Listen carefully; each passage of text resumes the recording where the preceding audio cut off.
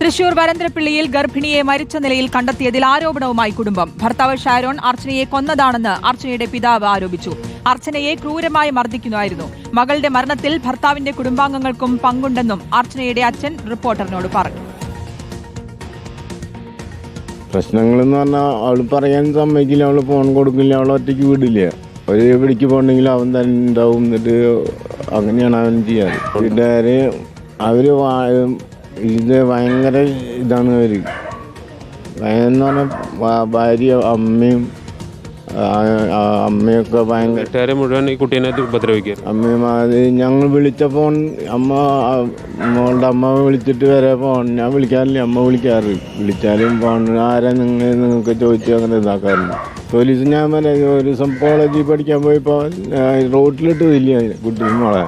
എന്നിട്ട് ഞാൻ പോയി പരാതി കൊടുത്തു. വരന്തരപ്പള്ളി സ്വദേശിനി അർച്ചനയെയാണ് ഭർത്താവിന്റെ വീടിന് സമീപം പൊള്ളലേറ്റു മരിച്ച നിലയിൽ കണ്ടെത്തിയത്. ജെയ്സൺ ചാമവളപ്പിൽ നൽകും വിശദാംശങ്ങൾ. ജെയ്സൺ, ഗുരുതരമായ ആരോപണമാണ് കുടുംബം ഉന്നയിക്കുന്നത് ഭർത്താവിനെതിരെ, ഒപ്പം ഭർത്താവിന്റെ ഭർത്തൃ വീട്ടുകാർക്കുമെതിരെ. എന്താണ് മനസ്സിലാക്കാൻ സാധിക്കുന്നത്?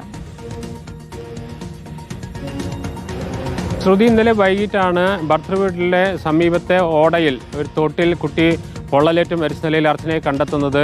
ഇതുമായി ബന്ധപ്പെട്ടാണ് ഇപ്പോൾ അവരുടെ കുടുംബം, മരിച്ച കുട്ടിയുടെ പിതാവും കുടുംബാംഗങ്ങളും ഉൾപ്പെടെയുള്ളവർ ഗുരുതരമായ ആരോപണവുമായി ഇപ്പോൾ രംഗത്തെത്തിയിരിക്കുന്നത്.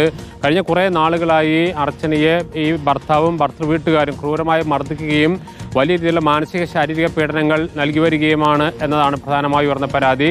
ഇന്നലെ തന്നെ ഭർത്താവിനെ പോലീസ് കസ്റ്റഡിയിലെടുത്തിരുന്നു. ഇപ്പോൾ അറസ്റ്റ് രേഖപ്പെടുത്തിയിട്ടുണ്ട്.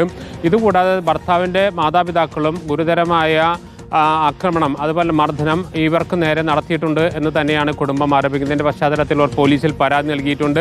റോഡിൽ വെച്ച് പോലും പരസ്യമായി മർദ്ദിക്കുന്ന സ്ഥിതി പോലും ഉണ്ടായിട്ടുണ്ടെന്നാണ് ഇവർ ഉന്നയിക്കുന്ന പ്രധാനപ്പെട്ട പരാതി. ഇതിൻ്റെ പശ്ചാത്തലത്തിൽ പോലീസ് മാതാപിതാക്കളെ കൂടി പ്രതി ചേർക്കണമെന്ന കാര്യത്തിൽ ഇപ്പോൾ നിയമോപദേശം തേടിയിരിക്കുകയാണ്. നിലവിൽ ഭർത്താവ് അറസ്റ്റിലാണ്.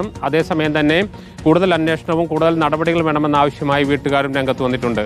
ശരി, ജെയ്സൺ ചാമവളപ്പിലാണ് വിശദാംശങ്ങൾ നൽകിയത്.